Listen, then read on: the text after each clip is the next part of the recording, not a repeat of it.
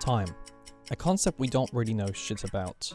We tell ourselves we know what we spend it on. You work too much, stop watching Netflix all the time, you should really exercise more. But is this true? Surprisingly, quite often not. What we think might be completely false. After all, our brains are awesome at altering our memories and changing them from their true form. I got curious. Do I really work that much? How much time do I spend with my friends?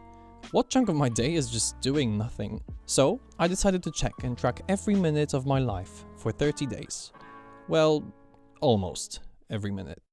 I believe time is the most valuable asset we have, and yet we cannot save it. Every day we get 1,440 minutes and we have to spend every single one of them. The only thing we can control is actually how we spend them, and we don't. We often think we do, but I found that in this case, what we think is rarely the case. So, how am I doing this?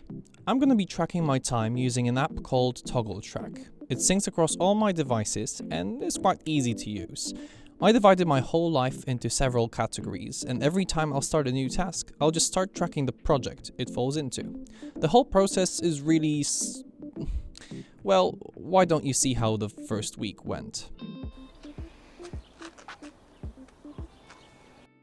Alright, week 1 is officially over, but I have to admit, I have not been particularly the greatest at tracking my time. Most days, there's only a few hours tracked, and there's a lot of just empty time slots, and I'm ashamed to admit that there are even some days, like Saturday here, in which I have not tracked a single minute.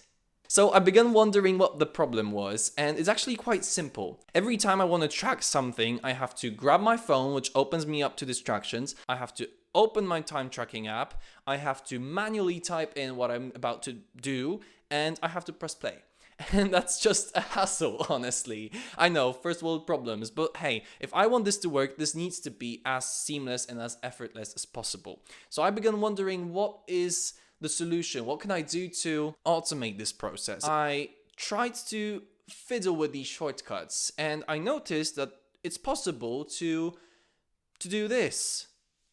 Hey Siri, track video.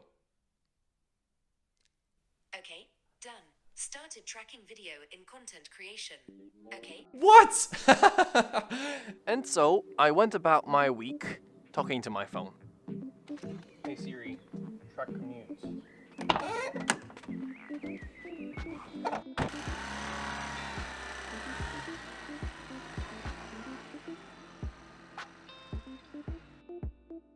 Look at this.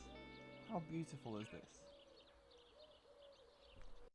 Alright, so week 1 was kind of a failure, but now week 2 and week 3 are over, so it's time to check in with the data. Over the last 14 days, I have clocked 334 hours of my time, which equates to approximately 23.9 hours every single day, which is almost all the time, and that means that the Siri shortcut thing really did the trick, which I'm really happy about.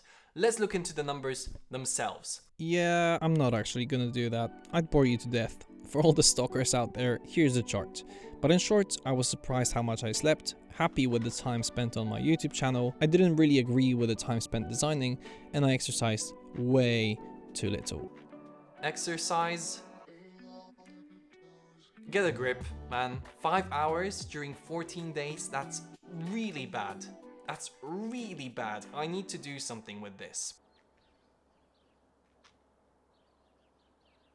Okay, I guess this is the time I need to come clean, because the Bartek you're seeing right now is 1 year older, and hopefully a little bigger, than the Bartek you just heard explain his stats. And that's because when I originally filmed this video, week 4 was basically exactly the same as week 2 and 3, and so I kind of abandoned the whole project because I didn't know what to do with it. But then, a year has passed, and I decided to track my time again because I was curious where it's going. I actually think it's crazy interesting to see how much my life has changed over the year in terms of what I spend my time on. The results, well, take a look.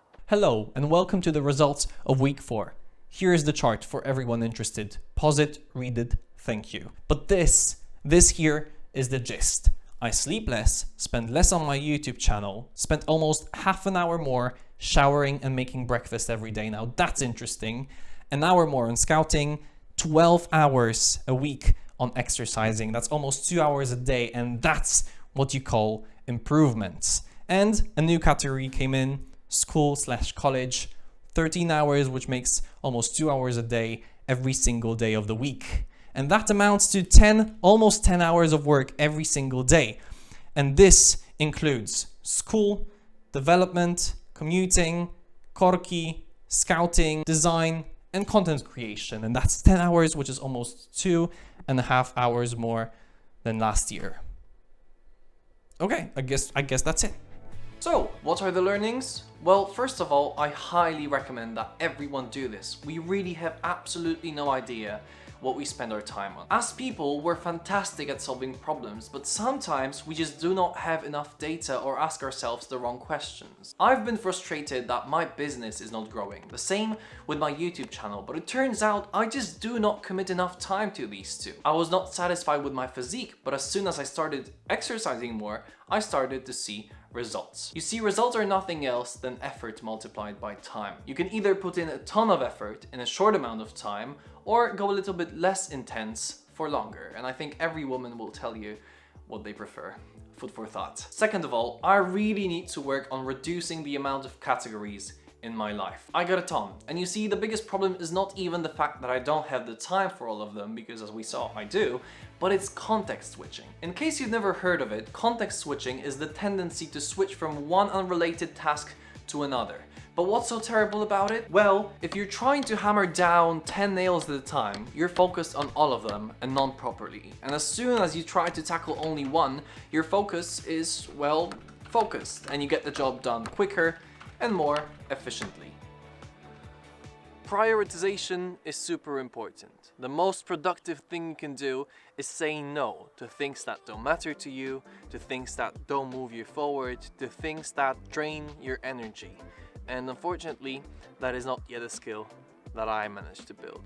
If you want to take more ownership of your life, you need to take more ownership of your time. We all have a limited amount, so it makes sense to at least understand how we use it. In case you want to try this experiment, which I highly recommend, all resources will be linked down below. Thanks for watching, and I'll see you down the river.